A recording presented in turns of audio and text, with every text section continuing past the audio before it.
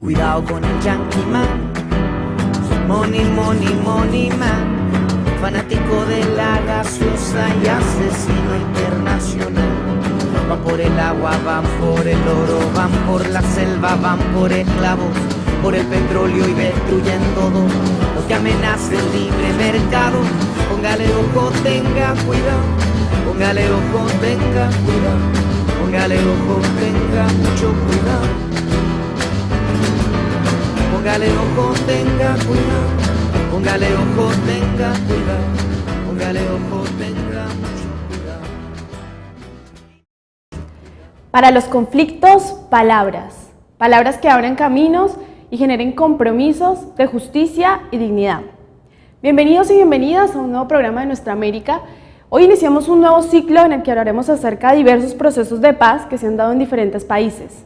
Partimos de preguntarnos ¿cómo han sido estos procesos? ¿Por qué es necesario un proceso para llegar a la paz? ¿Quiénes deciden la paz de nuestros países? ¿Es realmente paz? Partimos de analizar el proceso de paz que se llevó a cabo en Guatemala y contaremos un poco la historia de esta búsqueda de paz. Empecemos.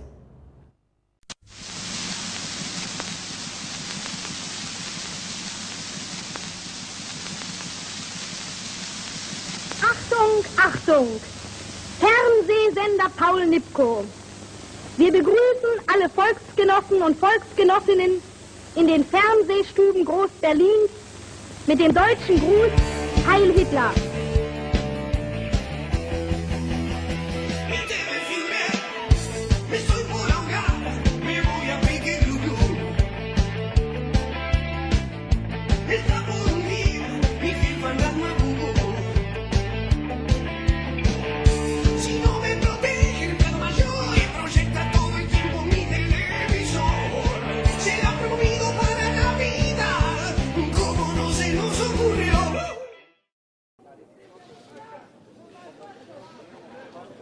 Quería informarles que en el día de hoy se llevó a cabo un movimiento armado que tuvo por objeto desconocer al gobierno.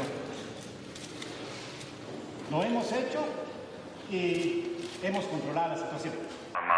In other words, the Arbenz regime was not a Guatemalan government. It was a foreign government controlled by foreigners. U.S. Secretary of State Dulles takes the rostrum to urge you. They may not themselves have been communists, but they had been subjected to the inflammatory influence of communism, which avowedly uses extreme nationalism as one of its tools. Ya estamos acostumbrados a la guerra. Ya tenemos We are well accustomed to war. We've been fighting for 20 years, and not without learning something. We no longer rely solely on firepower. Se proyecta repartiendo plomo. Nuestras autoridades. Our authorities are trying to become the protectors of the people, to safeguard the security of the people. Resguardar una seguridad para el pueblo. If there is security, there is confidence, and if there is confidence, then there will be investment. Los Estados Unidos últimamente se han portado o se han The mostrado United States has been totally open with us, showing their good intentions and willingness to cooperate in solving our Los problems. mejores deseos de participar en la resolución de nuestros problemas. Y nosotros pues se los agradecemos bastante. Entonces, And we're todo very aquello- grateful for any aid they give us which will help the people of Guatemala. que beneficia al pueblo de Guatemala. And better yet, Que if mejor that si aid esa comes in ayuda viene en helicopters. helicópteros.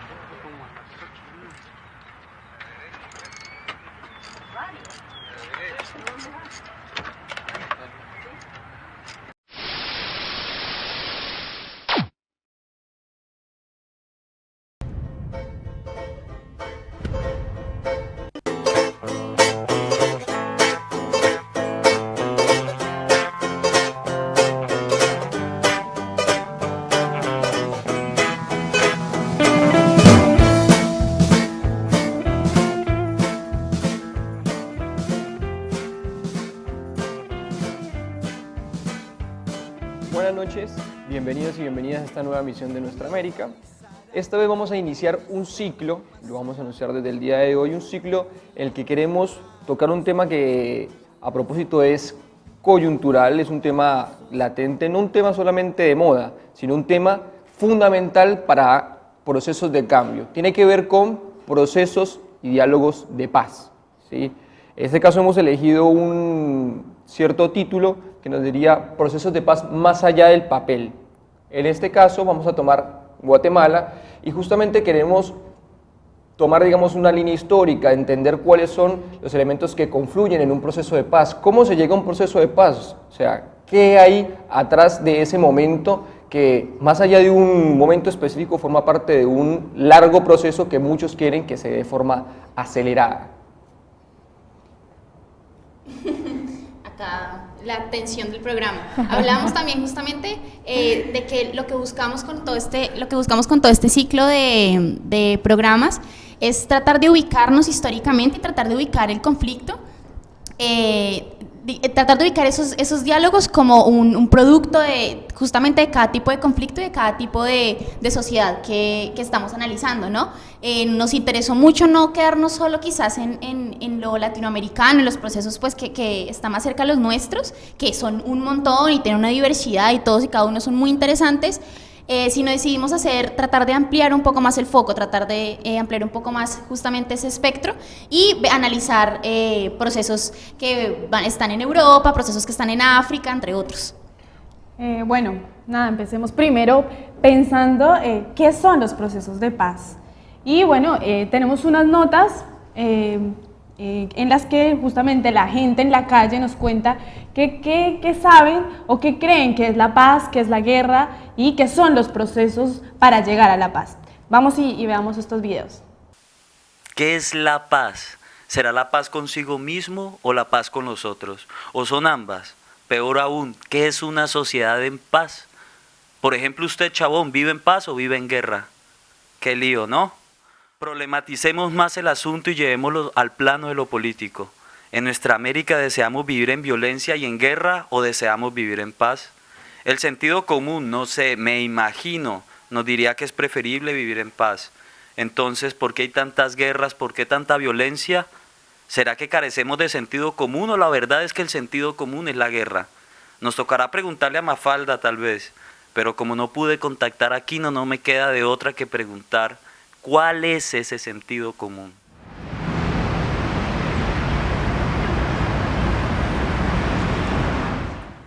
Elige el papel que tú creas que es de sentido común. La paz.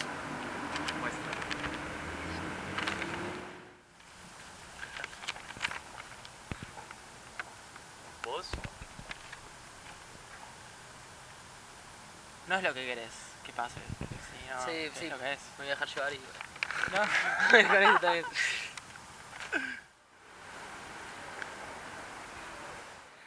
¿Tú crees que vivimos en guerra?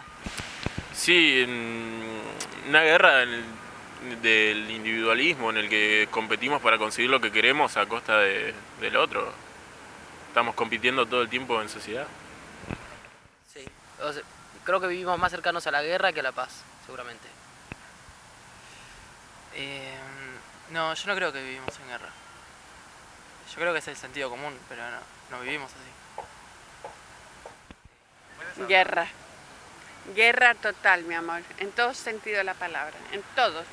En todos los ámbitos de la vida estamos en guerra. Si alguien ejerce violencia sobre vos, ¿tú reaccionarías violentamente? Sí, sería contraproducente no hacerlo. No, porque eso genera más violencia aún. O sea, lo que tenés que hacer es intentar contrarrestar eso de otro modo, si no lo que vas a generar es más violencia y más violencia que no termina haciendo nada, o sea, termina siendo todo lo contrario de lo que vos querés. Creo que sí, depende. Depende, si quieren algún familiar, algo con lo que está pasando ahora, creo que contestaría con la misma moneda. Yo sí me defendería. Me defiendo, pero con violencia. Y no, con violencia no. Pero a veces que se confunde, ¿viste? Violencia y defensa. ¿Qué actos consideras violentos?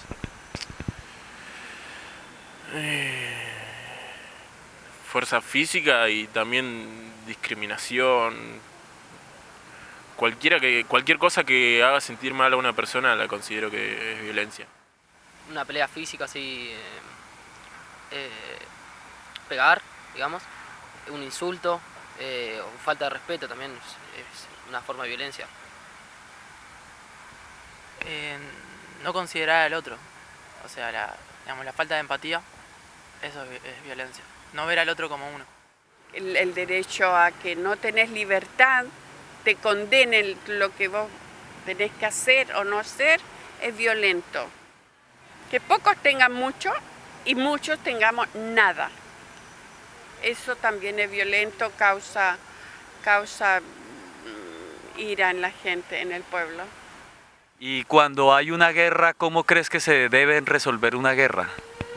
Por diplomacia, pero en realidad siempre es por un país ejerciendo su poder sobre otro para conseguir algo. O sea, para mí desde arriba siempre se va a generar la guerra, pero me parece que en una sociedad unida, si se concientiza, la sociedad es la que puede llegar a parar una guerra, digamos.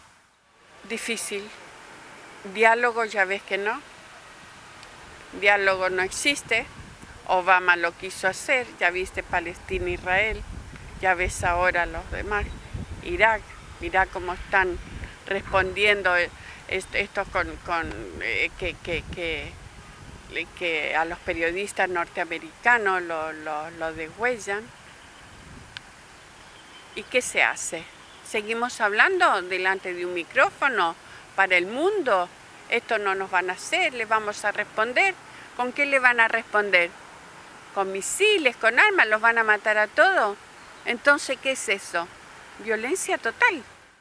Yo, o sea, pensando en la guerra como una cosa, no como una guerra, sino como la guerra, yo pienso que se puede como solucionar de alguna manera con mucha paciencia, mucho tiempo, estimulando la empatía en cada acto chiquito que tenemos.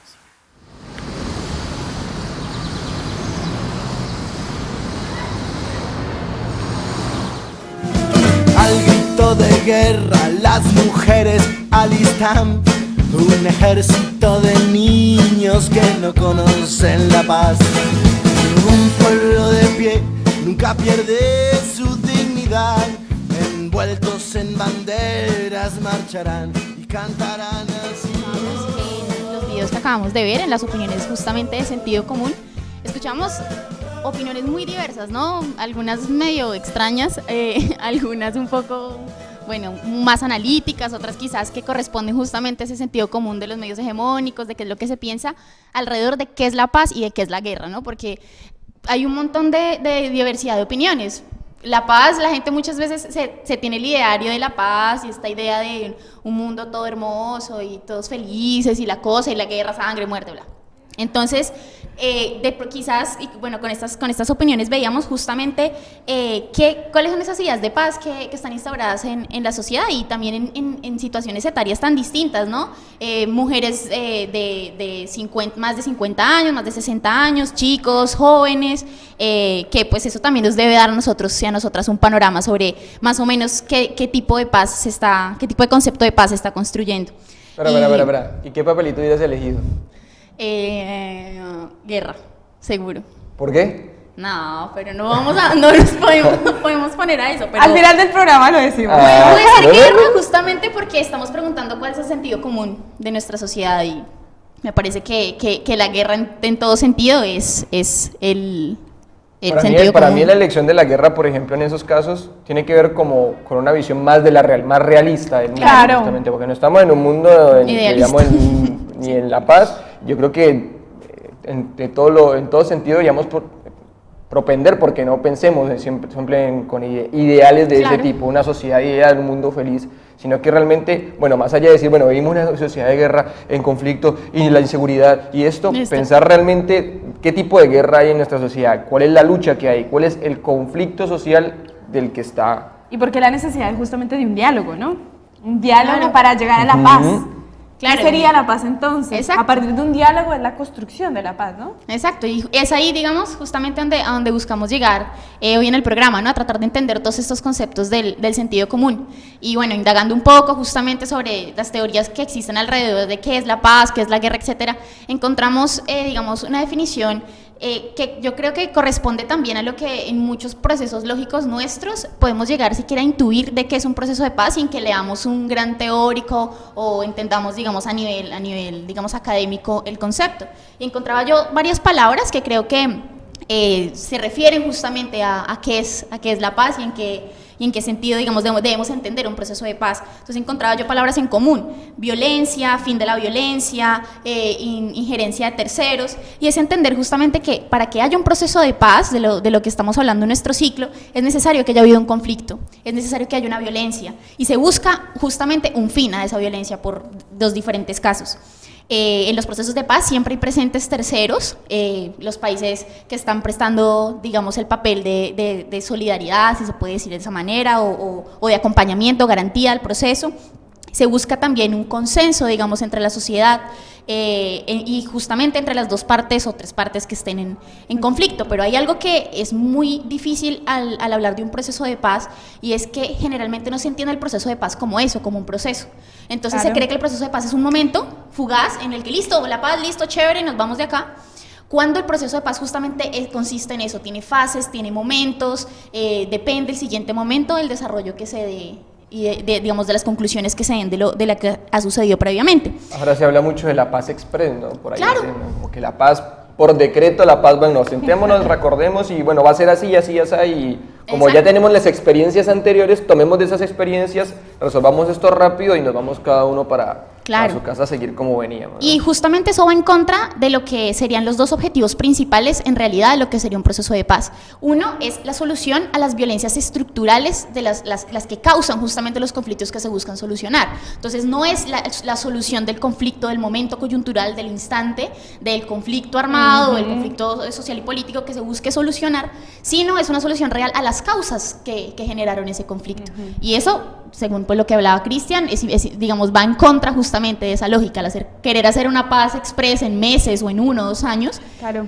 Por esto la necesidad de entender un proceso de paz y entenderlo desde la historia del conflicto, de dónde viene el conflicto, y para pensarnos la paz, es decir, para pensarnos la solución del conflicto, hay que entender cómo se generó ese conflicto, de dónde viene ese conflicto, cómo se puede solucionar el conflicto, quiénes intervienen en el conflicto, que eran las preguntas que nosotros nos hacíamos al inicio del programa para poderlo estructurar y poderlo también pensarlos nosotros.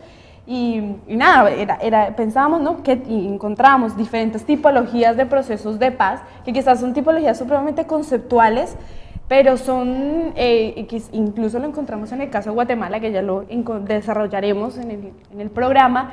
Se mezclan las diferentes categorías, ¿no? Está el proceso de paz, que es por reinserción, en donde la fracción en conflicto o la insurgencia decide reinsertarse a la sociedad, y se hace un proceso y un diálogo de paz para que ésta se reinserte a la sociedad. Está por negociación política y económica, donde justamente ellas todavía tienen una convicción de la necesidad de un cambio, como tú decías, ¿no? En un diálogo tiene que haber un cambio, porque por eso hay contradicción.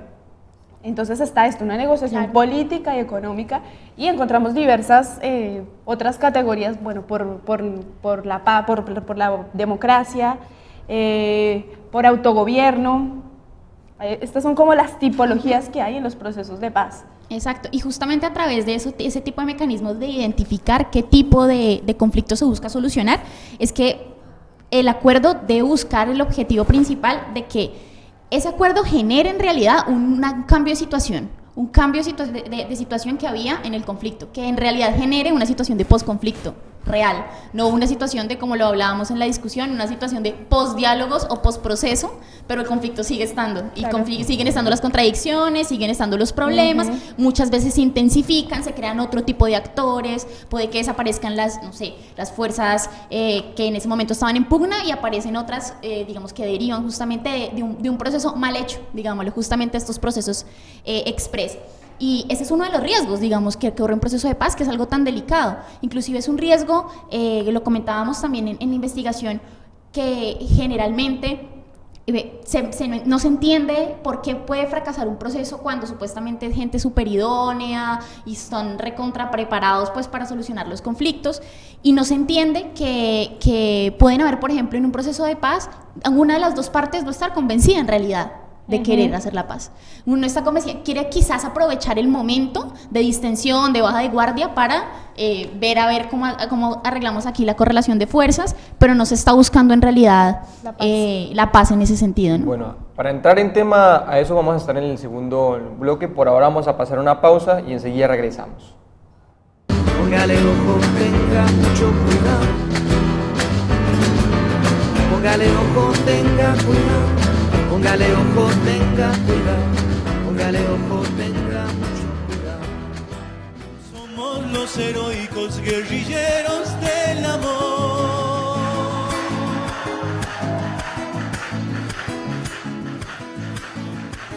Bueno, continuamos entonces en este programa sobre procesos de paz más allá del papel, y el caso ahora sí con el que vamos a entrar en materia de Guatemala. Tenemos preparado una serie de análisis justamente sobre este proceso porque nos interesa mucho también particularizar sobre estas cuestiones que veníamos un poco presentando de manera conceptual anteriormente.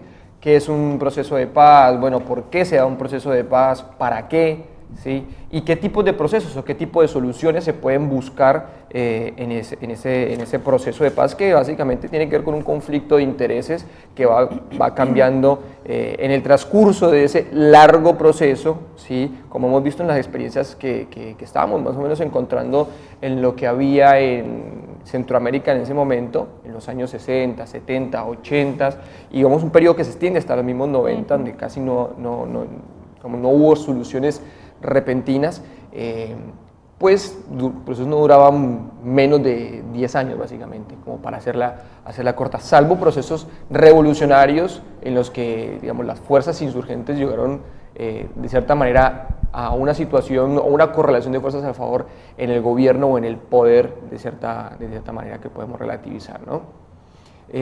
Para entrar entonces en materia vamos a ver un pequeño material que nos tiene preparada la producción sobre Guatemala.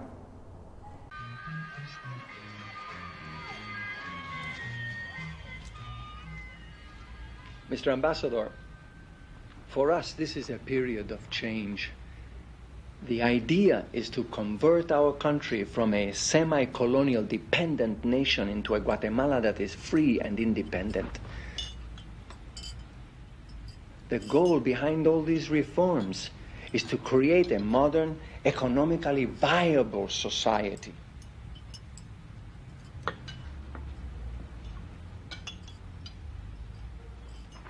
But to raise the standard of living for the most people possible, we can't continue to simply give away every resource that we have. Mr. President, I don't have to tell you there's a lot of alarm in Washington about all the goings-on down here. And there's not exactly too much time to fool around. Mr. Ambassador, allow me to speak freely. The problem between our nations is united fruit. Imagine if in your country there was a foreign corporation that owned all the finest land. Then imagine that the means of getting your products to market, the ships, the ports, the railroads, were all owned by the same company. Not only do they own your entire economic infrastructure, but in 50 years, they have paid virtually no taxes. Look, the government of the United States is not going to permit a red Soviet republic between Texas and the Panama Canal. Oh, Mr. Ambassador, I am certain that when you have been here longer and have had an opportunity to get to know our country, you will feel differently about all this. No matter how long I'm here, nothing's going to make me a communist. I can tell you something else. That line doesn't have much appeal for the American people either. You clean those Reds out of your government, when United Fruit gets what is properly theirs, maybe then we'll talk about bettering relations. I'm afraid time is getting very short. Bueno, claramente el drama inspirado en la realidad digamos lo de Guatemala en este caso, con la injerencia norteamericana, una injerencia que tiene una larga tradición en Centroamérica y particularmente lo que se llamaron las repúblicas bananeras, ¿no? No por nada se les decía, y no, las Banana Republics, ¿no? Que muchos llamaron. Buen nombre, ¿qué tal? Bueno, es un muy bonito nombre, sonará muy bonito, pero particularmente para los países que vivimos justamente la injerencia norteamericana, la violencia militar y toda la dirección política estratégica de inteligencia en la que intervinieron o que dirigieron incluso las compañías que estaban orientadas o internalizadas en nuestros países desde el Departamento de Estado de los Estados Unidos, como por ejemplo la United Fruit Company, ¿no? Ahí es donde había, digamos, este tipo de relacionamiento político de entre empresarios al mismo nivel de un presidente, ¿no? Donde el gerente de la United Fruit Company tenía, digamos, casi que un estatuto gubernamental en esos países, que tiene que ver con toda esa larga doctrina de la seguridad nacional, el enemigo interno y toda esta cuestión del anticomunismo que devino después, digamos, del escenario del mundo bipolar, cuando cambia esa hegemonía tras la Segunda Guerra Mundial.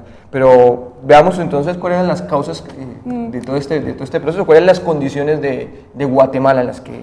Claro, o sea, para empezar, tenemos que tener en cuenta que son unas condiciones muy parecidas a todos los países latinoamericanos, que es el pasado colonialista que nosotros tenemos en la espalda, ¿no?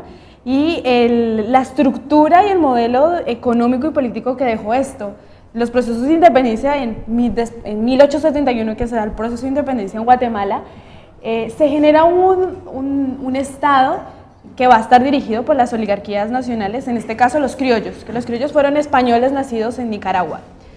Y algunos ladinistas, que eran algunos mestizos que habían nacido, obviamente que eran mestizos, mezclas entre diferentes razas, porque hay que tener en cuenta también que Guatemala también está compuesto de un pueblo, de gran población maya, y en primacía está la población maya, y campesinos.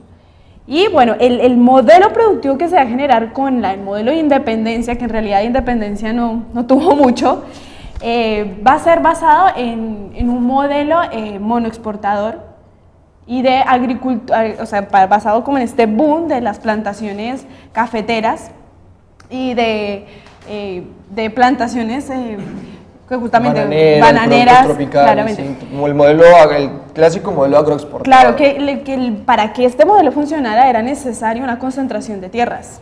¿Esto qué va a traer como consecuencia? Primero, desplazamiento de las poblaciones que se encontraban en las zonas rurales por las tenencias de las tierras, un despojo de las tierras y un empobrecimiento profundísimo, que obviamente esto ya va a clarificar políticamente cómo va a estar compuesto el país, que incluso es impresionante porque luego del proceso de independencia de 1871, la constitución que se genera es una constitución que no reconoce el pueblo maya y se perpetúan los valores racistas que vienen de la colonia. Eso da cuenta de un régimen político bastante elitista, ¿no? Sobre todo porque si uno ve, bueno, el caso particular de Guatemala, pero en general los países de América Latina, la población rural era mayoritaria justamente en esas épocas, en esos tiempos. Y en el caso de Guatemala alcanzaba el 70%, del que además el 80% eran eran mayas, ¿sí?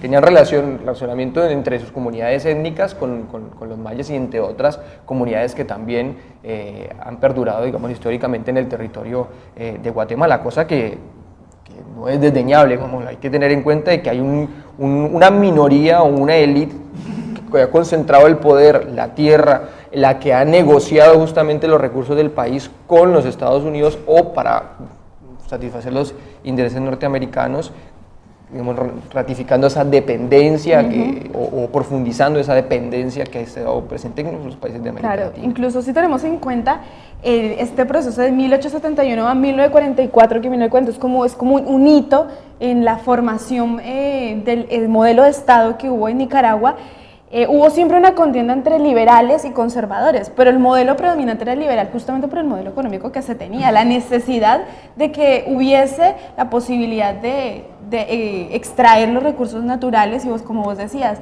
la capacidad de injerencia política que tenía la United Fruit Company de económicamente decidir políticas que determinaban directamente la vida de las personas, o sea, la política, o sea, porque en definitiva eso es la política, definir de qué forma vivir, eso es como la profundidad a lo que estamos hablando, ¿no? Porque a veces es como que vemos las cosas tan complejas, pero no nos estamos dando cuenta que se están definiendo millones de vidas que tenían que desplazarse de sus lugares, de sus tierras, porque eran despojados de sus tierras y generalmente tenían que ir a las partes urbanas y donde sufrían de bastante discriminación, justamente por esto que hablábamos del racismo, que incluso hoy también lo vemos. Claro, y justamente es ver cómo la cercanía, desafortunada cercanía que tienen con los Estados Unidos, prácticamente les dio una condena perpetua, porque es entender que justamente desde que la United Fruit entra a manejar todo este tipo de cultivos tropicales y a manejar la exportación, cómo se le da la gana, llevarse todo, no pagar impuestos, simplemente porque son de Estados Unidos y son la compañía de exportación de frutas, no respetaban justamente esas leyes, digamos, esas normas del país, y que eso hasta ahora sigue generando una dependencia económica de Estados Unidos que es muy difícil librarse de ella, o sea, y que es algo que todos los países latinoamericanos tenemos encima. Es algo que pasó hace un montón de tiempo, que costó mucha sangre, que costó muchas vidas de nuestros compatriotas y nuestras compatriotas, pero que sigue estando ahí, sigue estando latente, y es una condena, como una cadena en la que no se han podido separar nuestros países, ¿no?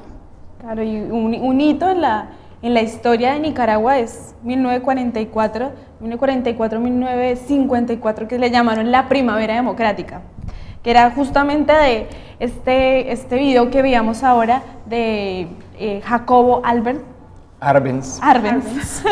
Jacobo Arbenz, que en realidad él quería impulsar un modelo de industrialización, era un modelo más progresista del país, o sea, no era una transformación a nivel del modelo económico y político estructural, pero él quería realizar un proceso de industrialización a nivel de la agricultura, justamente para abrir una inclusión económica del campesinado y del indígena. Sí, ahí digámoslo, el proceso que arranca en 1944, del que, bueno, está Jacobo Arbenz, está Arana, que son militares, igual, digámoslo, militares nacionalistas, que justamente lo que tenía que ver o lo que defendían eran los intereses de la nación respecto de la injerencia económica y la intervención tan brutal que tenían los norteamericanos en Guatemala. Proponían este tipo de cosas que venía diciendo Laura, ¿no? Un proceso más industrializador, un proceso lo que sería, digamos, la vía del desarrollismo, que más o menos estaba aconteciendo en otros lugares de América Latina. Estamos hablando 44 en Argentina, digámoslo, estaba Perón. Quizá podríamos hacer comparaciones o incluso llegar a especular con que había un acuerdo programático entre, digamos, sectores militares de todo el continente, donde se plantearon, digamos, estratégicamente ocupar los puestos de gobierno para desarrollar este tipo de políticas. Nuestros países. Pero más allá de eso, lo importante es que le dio un gran impulso a condiciones para el campesinado, pero también al trabajador urbano. Eso es importante porque desarrolló también un sistema de sindical, o sea, impulsó incluso hay que recalcar una cosa, y es que esta primavera democrática es producto de un triunfo de la movilización cívica de ese momento, justamente en búsqueda y en una reivindicación de sus luchas históricas por sus tenencias de tierras, por sus recursos naturales, o sea, en contra de todas las reformas liberales, políticas y económicas que habían imperado hasta el momento. Era un modelo totalmente excluyente, como lo hemos venido caracterizando. Bueno, ahí en ese proceso que participa, por ejemplo, del que participa Arbenz, la primera presidencia que es la primera presidencia, digámoslo, democrática, podríamos decir que fue un proceso democratizador, el primer proceso democratizador que hubo en Guatemala. Sale electo Juan José Arévalo, ¿sí? Quien gobierna hasta que le sucede ya como presidente Jacobo Arbenz, y es ahí donde por sus políticas, digámoslo, progresistas o intentando dirigirla hacia allá, desarrolla una reforma agraria en la que expropia más de 300.000 hectáreas entre las que habían tierras que le pertenecían a la United Fruit Company.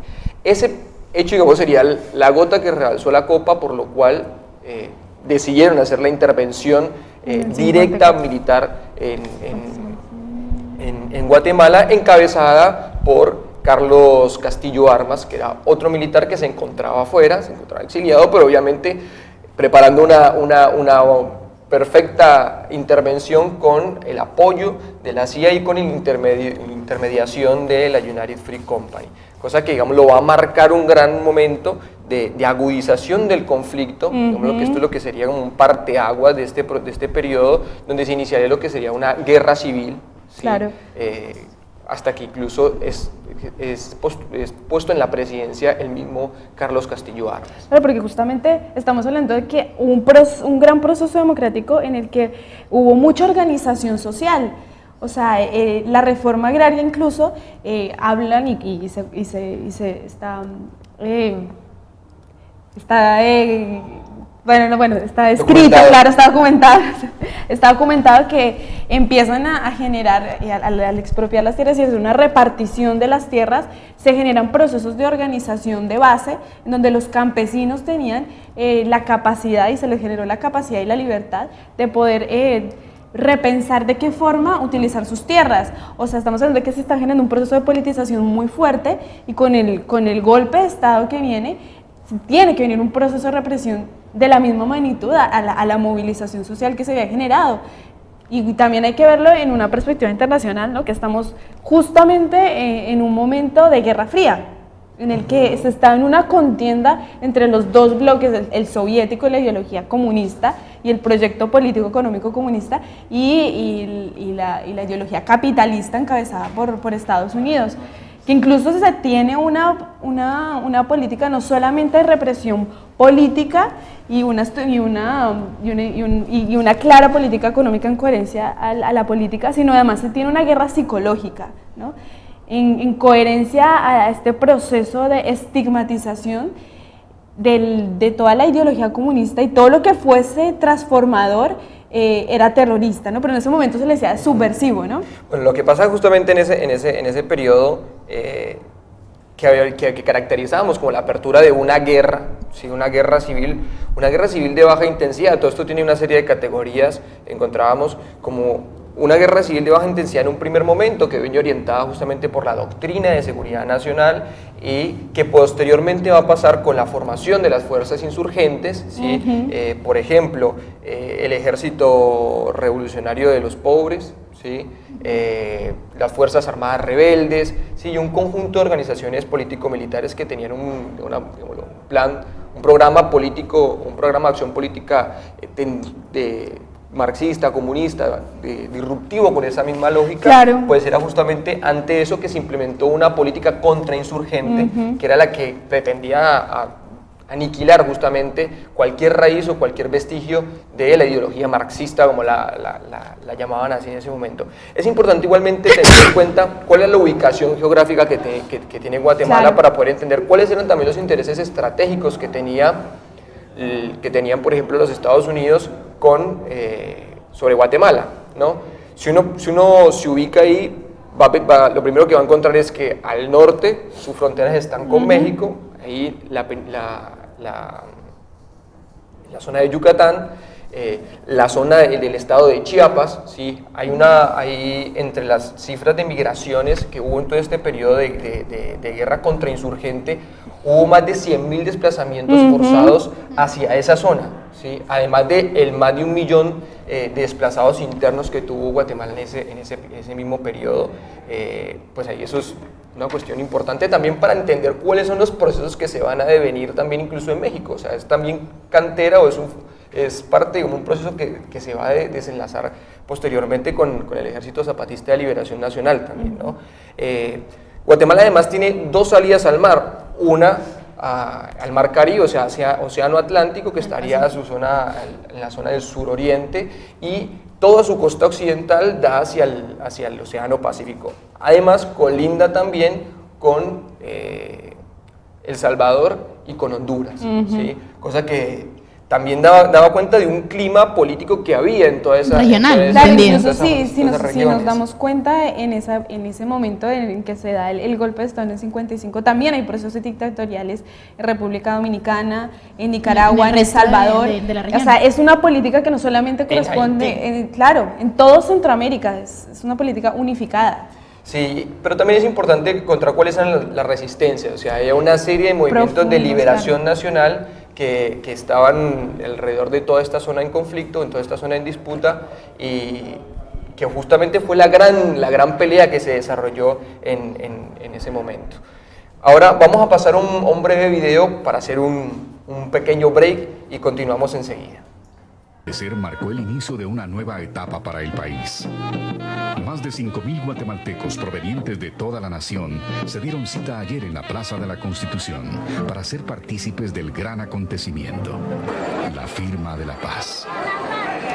Personas de todas las edades y sectores arribaron llenos de júbilo para festejar.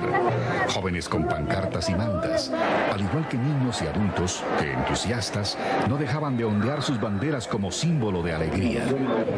A pocos minutos de la hora prevista para la firma del acuerdo, el ambiente era propicio para ese momento tan esperado durante más de 3 décadas. Los rostros de los asistentes dejaban ver la emoción que prevalecía. Y con la firma de aquel documento también brotaron sentimientos especiales para los guatemaltecos. Y estamos muy emocionados, hemos hecho el esfuerzo de estar acá, venimos a 300 kilómetros de la capital para estar presentes. Bueno, muy feliz porque es un paso muy importante para nuestra Guatemala. Tanto que habíamos escuchado de que sí se iba a firmar el Día de la Paz y se ha estado luchando de qué forma y ahorita sí se logró. Muy importante la participación de la sociedad civil en este evento. De hecho, creo que hay un buen nivel de participación de los ciudadanos guatemaltecos y de esa organización civil que me parece que debe fundamentar verdaderamente y hacer valedera esta paz que ahora se está firmando aquí en Guatemala. Me siento emocionado con el deseo de que esta paz firmada hace pocos momentos sea tranquila, armoniosa y duradera. Tanta gente en el campo, en Ixcán, en el Quiché, en el Petén, en toda Guatemala, estamos muy contentos de este proceso. Ojalá que empecemos un nuevo amanecer. Un nuevo amanecer para el cual debemos trabajar todos los guatemaltecos unidos, con el mismo ánimo y energía con que se levantaron estas banderas, con la misma esperanza con la cual, entre el multicolor, todos expresamos ayer nuestro deseo por un mejor mañana. Bueno, el proceso que acabamos de caracterizar se va a estar determinado por una doctrina de seguridad nacional clara, una guerra ideológica, económica y política, en la que, como hablábamos ahora antes, hubo igual siempre profundas reivindicaciones y movilizaciones sociales del indígena, del campesino, obviamente de la insurgencia como representación de una parte del obrero, del trabajador, y en coherencia a esto hubo un proceso constante de represión, pero a su vez hubo una movilización constante, o sea, nunca cesó, a pesar de que en diferentes momentos, en los 60s, en los 70s, en los 60s, en los 80s, hubo una represión de todo tipo, económica, directamente atentando hacia la vida de las personas. Sí, el movimiento social en todas sus dimensiones continuó, nunca cesó. Eso, digamos, lo que despertó básicamente fue la constitución de las organizaciones insurgentes, ¿no? Ese era como el argumento sobre el cual ellas en su momento planteaban que era legítimo alzarse en armas, organizarse, incluso llegar a constituir una organización que condensara incluso 4 de las organizaciones insurgentes que había en ese momento, y así se constituyó la Unión Revolucionaria Nacional Guatemalteca en 1982, que fue el proceso, digamos, lo más fuerte que va a vivir, digamos, Nicaragua, porque es el proceso donde viene Efraín Ríos Montt, ¿sí? Un militar que, digamos, atacó con saña al pueblo guatemalteco y sobre todo se expresó muy fuertemente el racismo contra las comunidades étnicas mayas, ¿sí? en ese caso particular. Y digamos, ese es el núcleo duro de lo que queremos nosotros plantear en este programa, o sea, cómo se resolvía entonces esa cuestión que primero socialmente había despertado un conflicto armado, una estrategia, digámoslo, político-militar para la toma del poder, si se quiere, y que tuvo una respuesta también muy fuerte de parte del Estado guatemalteco y sin una posible, digámoslo, superposición de un bando contra el otro, ¿sí? ¿Cómo es que ese proceso que incluso tiene grandes aristas y grandes tensiones se resuelve? Claro, y en esta pugna y en esta disputa social se llevan 36 años hasta que se llega a firmar el acuerdo de paz. Entonces es un país desangrado, es un país que tiene todas este bloque, esta correlación de fuerzas cada vez es más cruenta, cada vez es más fuerte, y lógicamente la sociedad civil necesita, digamos, cambiar esa vida de guerra y esa vida de violencia, entendida también lógicamente desde que, como tú decías al principio, Cristian, en el norte de Guatemala empiezan a migrar un montón de comunidades indígenas, digamos, buscando lógicamente esos sectores más fuertes que eran originariamente mayas, y empieza a reunirse toda la población más pobre, los desplazados, las desplazadas, empiezan a reunirse en el norte de Guatemala, y es allí justamente donde empiezan a ubicarse esas expresiones insurgentes también del pueblo, o lógicamente sin dejar de lado las movilizaciones sociales que no pertenecían a la insurgencia, que hacían reclamos sociales y pedían justamente por la restitución de sus derechos, por un país abierto, que no sea racista, etcétera, desde muchas otras esferas de la sociedad. Y entonces es desde toda esta configuración que hemos venido explicando, digamos, todas estas contradicciones, que se llega a 1987 y se llega a plantear Guatemala, a pensarse quizás si podemos llegar a hacer la paz, quizás podemos llegar a solucionar este conflicto social, político y armado. Y es ahí justamente donde llegamos a hacer esta unión con la teoría conceptual que inicialmente explicábamos sobre cuáles, por ejemplo, son las etapas por las que tiene que pasar un acuerdo de paz. Y en la investigación leíamos todos y todas cómo hay 3 tipos de generaciones de acuerdos de paz. Entonces se presenta en el caso de Guatemala, una primera generación, lo que llaman un acuerdo de primera generación, es el acuerdo de paz que se hace antes el inicio oficial, que es en el 87, que es el acuerdo de Esquipulas. Antes de ese proceso es este acuerdo de primera generación, que se da en el 86, donde lo que se hace no es ni un planteamiento de soluciones, ni siquiera una caracterización quizás de protagonistas del conflicto, sino se hace es una enunciación de los problemas. Veamos más o menos, si nos vamos a sentar a hablar en un futuro, de qué podemos sentarnos a hablar, cuáles son las cosas que más nos atañen, cuáles son los problemas, digamos, principales. Y es ahí donde en el 87 aparece justamente el acuerdo de segunda generación, donde ya hay unos compromisos tangibles, entonces, donde ya hay una identificación clara de los actores, una identificación clara de qué se va a decir, más o menos qué problemas ya se van a tratar.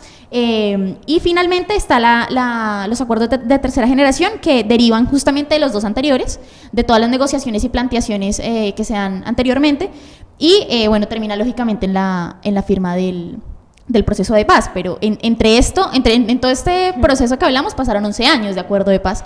Entonces es un montón de tiempo en el que justamente hay fases de tanteo, digamos, de qué es lo que está pasando, a ver si le creemos a la insurgencia, le creemos al gobierno, qué es lo que nos está diciendo y prometiendo, será verdad, no será verdad. Y empieza todo este proceso social, que es supremamente lento. Es un proceso social también en el que justamente, y es algo que llama mucho la atención del proceso de paz en Guatemala, que la sociedad civil está supremamente presente. Entonces no solo es una cosa ya del gobierno y los insurgentes, sino es una cosa en la que la sociedad civil está participando. Se crean comités de participación en paz, se crean ciertas mesas de conversación justamente de las comunidades étnicas, de las comunidades campesinas. Sí, es muy importante esto de quienes intervienen en los procesos, porque normalmente uno ve casos en los que intervienen por ahí solamente 2 de los actores o 2 de las fuerzas que están en la disputa, en el conflicto originalmente, o sea, no sé, el gobierno de la mano de los militares, cuando no es un gobierno militar, ¿sí? Con las insurgencias, y no hay, por ejemplo, mucha participación popular. En estos casos, por ejemplo, en estas experiencias sí lo hubo, cosa que hay que rescatar y quizá hay que tener en cuenta para los procesos actuales que se están dando alrededor del mundo, que son los que iremos a tratar en los próximos programas. Exacto, y es justamente a partir de, digamos, de esta movilización social y de toda la necesidad regional, lo que hablábamos, de todo el conflicto que se está viviendo en Centroamérica, que otros países, en este caso Venezuela, Colombia, México y Panamá, se reúnen en un acuerdo, en el acuerdo de Contadora, y son quienes impulsan este primer, digamos, momento del proceso de paz, que es el primer acuerdo de Esquípulas. Luego hay un segundo acuerdo de Esquípulas, en el que ya hay una caracterización del conflicto mucho más específica, y empieza desde ese momento un proceso de identificación de cuál es el origen del conflicto, de realmente vamos a solucionar las causas del conflicto en Guatemala, y pasa este conflicto por un montón de sitios. Hay acuerdo en México, hay acuerdo en Noruega, hay acuerdo en un montón de países, para llegar en España. Mejor dicho, hay como un montón de actores dentro de este conflicto que de mediadores internacionales, claro, otros factores, otros personajes que también intervienen en el proceso. Hay algo que es muy importante resaltar, y es que cuando se firma el proceso de paz en el 96, el presidente, digamos, se entiende a nivel sociopolítico, socioeconómico, el tipo dice, no, sí, todo bien, el proceso de paz, chévere, sí, la paz, pero en el análisis, digamos, que se hace es, el proceso de paz no es tan inocente en ese sentido, porque justo es el momento en el que está llegando el neoliberalismo a Guatemala, y ¿qué necesita Guatemala? ¿Qué necesita las políticas neoliberalistas que van a empezar a entrar? Además, el costo que tiene una guerra, ¿no? Que claro, es lo que... Y que no le conviene a un país que quiere empezar a vender y a ganar plata y plata, no le conviene una sociedad civil molesta, no le conviene una insurgencia que está ahí molestando a ver qué es lo que estás haciendo con el presidente. Para control sobre los recursos necesitas un territorio en paz. Exacto, y es en ese contexto también de tratar de apaciguar un poco lo que está pasando con el pueblo, todo bien para que quede todo bien, y después ahí sí, taque, les metemos el neoliberalismo en la espalda. Y es muy complicado también entender, porque se firman estos procesos, hay un momento de referendo, hay un momento de consulta popular, y vota una minoría, y justamente esa minoría, las reformas que se buscan hacer a través del proceso se hacen a través de vía constitucional. La idea es hacer unas reformas constitucionales donde los reclamos de los insurgentes alrededor de territorio, alrededor de derechos humanos, alrededor de reconocimiento de sus etnias. Es particular porque la constitución que se usa para hacer el proceso de paz, que es del 86, es una constitución que ya tiene, inserta la idea de multiculturalidad, multietnicidad, un territorio que está compuesto de múltiples etnias lingüísticas. O sea, ya está inserta esta idea, pero realmente hay una acoplación constitucional, económica y políticamente que reconozca la pluralidad de todas las etnicidades presentes y de las necesidades presentes.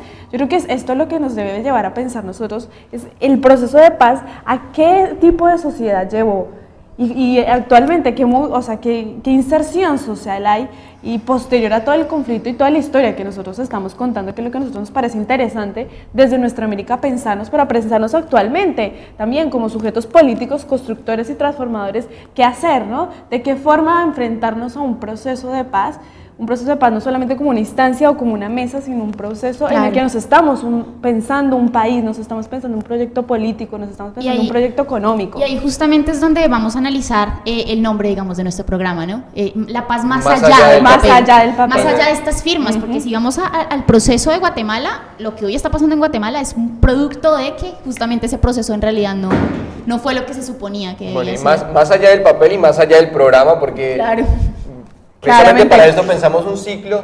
Afortunadamente tenemos más instancias para poder seguir desarrollando este tema. Es un tema que da para mucho más, y es un tema que incluso particularmente en Guatemala tendremos que seguir retomando incluso los mismos ejemplos. Exacto. Porque está visto que ni se hace un proceso de paz en 11 años, ni se agota su análisis en una hora. Por ende, pues como decimos siempre, y para que se queden hasta nuestra próxima emisión, donde seguimos tratando próximos temas que los vamos a ir sorprendiendo, pues en nuestra América el silencio no es ni será una alternativa, y no vamos a seguir denunciando todo eso acá. Los dejamos con Corriente Alterna, por favor, no se vayan.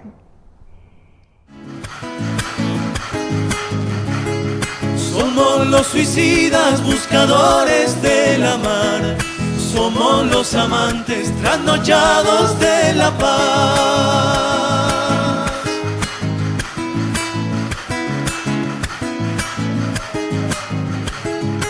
Somos herederos de la duda y el temor, somos alquimistas de la gran revolución, somos mensajeros de la lucha y la verdad, somos peregrinos de la amada libertad.